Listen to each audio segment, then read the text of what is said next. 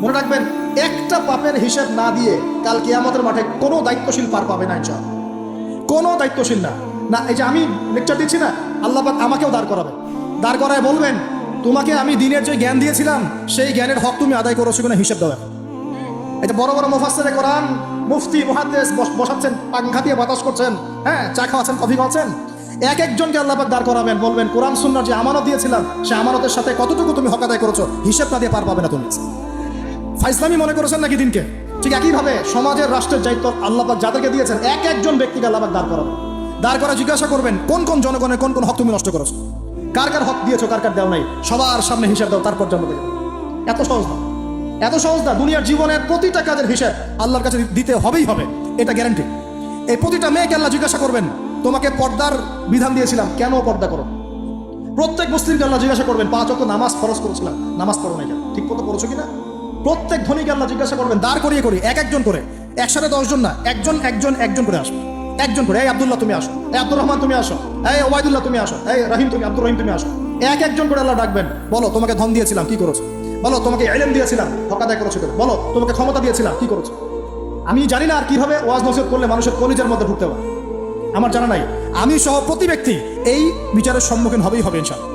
আল্লাহ পাক আমাদের সবার জন্য বিচারটা সহজ করুন এবং এই কথাগুলো বুঝে আল্লাহকে ভয় করার তৌফিক দান করুন। আমাদের আন্ডারে যারা আছে সবার হিসেব আমাকে দেওয়া লাগবেই। অতএব সমাজ থেকে দুর্নীতি বন্ধ করেন, পাচার হওয়া সব কালো টাকা সাদা করে নিয়ে আসেন, অপচয় কমান, দুর্নীতি কমান, এবং যারা জুলুম জালেম ওদের সাথে কোনো আপোষ করবেন না, সমাজে ন্যায় বিচার প্রতিষ্ঠা করার চেষ্টা করেন। জালেম যদি আপনার নিজের স্ত্রী হয়, নিজের সন্তান হয়, তাকেও শাস্তি দেওয়ার ব্যাপারে যারা পরিমাণ মায়া দেওয়া প্রদর্শন করবেন না। এটা হবে ওমরের শাসন ইনশাআল্লাহ। ওমর রাদিয়াল্লাহু আনহু ছেলে অন্যায় করেছিল না, সবার সামনে পিটিয়ে ওমর রাদিয়াল্লাহু আনহুর হাতেই তার মৃত্যু হয়ে গেছে। আল্লাহ কি বলবো, কি বলার বাকি আছে? আল্লাহ রাসূল সাল্লাল্লাহু আলাইহি ওয়াসাল্লাম বলছেন, হে ফাতিমা, আমার মেয়ে ফাতিমাও যদি চুরি করতো, আমার মেয়ে ফাতিমার হাতটা কেটে ফেলে দিতেন আগে। কে বলছে না? আমাদের নবী মুহাম্মদ সাল্লাল্লাহু আলাইহি ওয়াসাল্লাম বলছেন, আমার মেয়ে ফাতিমাও যদি চুরি করতো তার হাতও আমি কেটে ফেলে দিতাম একেবারে। আর আমরা আমাদের দলের লোক, আমাদের সংগঠনের লোক, আমাদের সামাজিক সংগঠনের লোক, আমার চাচা, আমার মামা, আমার খালু, আমার অমুক, এই করতে করতেই তো সব শেষ করে ফেললাম। একটা সাইন করে দিলাম, যাও ওখানে যাও, তোমার জব হয়ে যাবে। আমার মামা হয়, যোগ্যতা থাকার না থাক, আমার ভাইগনা, যাও সাইন করে দিলাম, চলে যাও, চাকরি হয়ে যাবে। অথচ যাদের চাকরি পাওয়ার যোগ্যতা ছিল ওর রাস্তা রাস্তায় ঘুরে ভ্যান চালাচ্ছে এখন বসে। আপনি ভাবছেন যে একবার হিসাব দেওয়া লাগবে না? এক একটা পাপের হিসাব আল্লাহর কাছে দেওয়া লাগবে, এক একটা পাপ। তুমি অমুক পাওয়ার দেখায় একটা মানুষকে পিটায় মেরে ফেলে দিলা, অমুক পাওয়ার দেখায় একজনের সম্পদ কলমের খোঁচা দিয়ে দখল করে ফেলে দিলা, মনে করলো যে কেউ দেখলো না। খালি নিঃশ্বাসটা বন্ধ হোক, কবরে যাও, আল্লাহ দেখাবে তোমাকে। খালি কবরে যাও, মুনকার আর নেকির যখন আসবে, চোখগুলো হবে নীল রঙের চোখ, ভয়ঙ্কর। কেমন চোখ ভাই? নীল রঙের ভয়ঙ্কর চোখ। আমি বলি একটা হাদিস, কোন একজন নবী আল্লাহকে বলেছিলেন যে আল্লাহ, আমি মারা যাওয়া কোনো মানুষকে দেখতে চাই, সে কেমন আছে। এটা শুনেন ভালো করে হাদিসটা, মারা যাওয়া কোনো মানুষকে আমি দেখতে চাই, সে কেমন আছে। আল্লাহ পাক সেই নবীর আরজি কবুল করলেন, বললেন আচ্ছা ঠিক আছে দেখাচ্ছি। কবরের সামনে গিয়ে দাঁড়ালেন। 1000 বা 2000 বছর আগের কোনো ব্যক্তি যে মারা গেছে তাকে কবর থেকে চিন্তা করা, নবী দেখছেন এবং সে ভয় থরথর করে কাঁপছে, এখনো ভয় থরথর করে কাঁপছে। নবীজি, আমাদের নবী নন, অন্য কোনো নবী, তিনি সেই নবী বলছেন যে তুমি ভয় কাঁপছো কেন? তুমি কত বছর আগে ইন্তেকাল করছো, কি তোমার হালচাল বলো আমার। সেই ব্যক্তি বলছে, আমি আজকে থেকে 1000 বা 1500 বছর আগে মারা গেছি। আমি ভয় কাঁপছি, যখন আমি মারা যাচ্ছিলাম মালাকুল মউত যা আকৃতি নিয়ে আমার সামনে এসেছিল, ওই আকৃতি আমি এখনো ভুলতে পারি না, তাই দেখে আমি থরথর করে কাঁপছি। তিনি বলছেন যে আমি 1500 বছর হয়ে গেছে আমার মউতে, কিন্তু আমার দেহ থেকে এখন পর্যন্ত রূহ কবজ করার যে কষ্ট, এই কষ্ট এখনো যায় নাই। আর এই সব দুর্নীতি করে আর অন্যায় করে, মানুষের সম্পদ আত্মসাৎ করে, অন্যের উপর অত্যাচার করে, আমি ভাবছি যে আমরা কালকে আমাদের মাঠে পার পেয়ে যাবো। খালি কবরে যাও, তারপর বুঝবো। আল্লাহ রাব্বুল আলামিন আমাদের সবাইকে হৃদয়ের চোখটা খোলার তৌফিক দান করুন, হৃদয়ের কান দিয়ে কথাগুলো শোনার তৌফিক দান করুন, এবং আমাদের সবার কলব, মৃত কলব জীবিত করার তৌফিক আল্লাহ দান করুন। এই মাপে কম দেয় একটা পাপ যে বললাম সুদ, একটা বলেছি যে জেনা, একটা ব্যভিচার, আমানতের খেয়ানত, হ্যাঁ।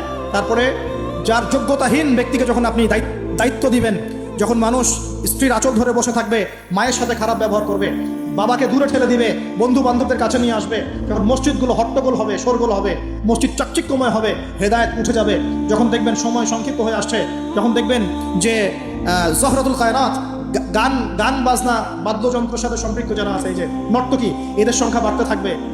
ইউজাফু আলা রুউসিহিম বিল মাআজিফ, মানুষের কানের পাশে বাদ্যযন্ত্র বাজবে।